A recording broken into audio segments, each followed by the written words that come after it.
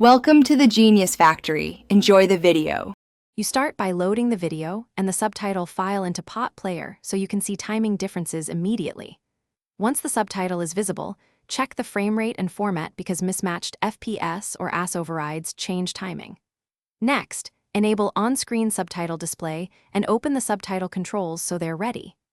Don't pause here. Start the sync tool now. You need the player active to adjust and confirm timing in real time as you make changes. Now you will correct offsets and drift using Potplayer synchronization tools. Open the sync dialog and use the global offset to shift all subtitles earlier or later. This fixes constant delays quickly. Once done, scrub through several points in the file to detect any progressive drift.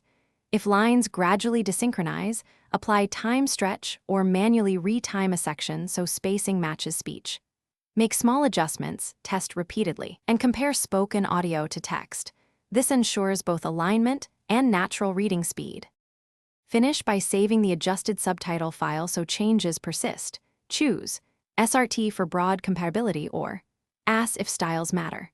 Once saved, reload the file to verify final alignment across multiple scenes.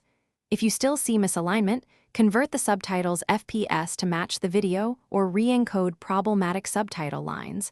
Sometimes format-specific timing units cause drift. As a troubleshooting tip, restart Potplayer and toggle the subtitle renderer. This clears caching issues that can make perfectly synced subtitles appear off.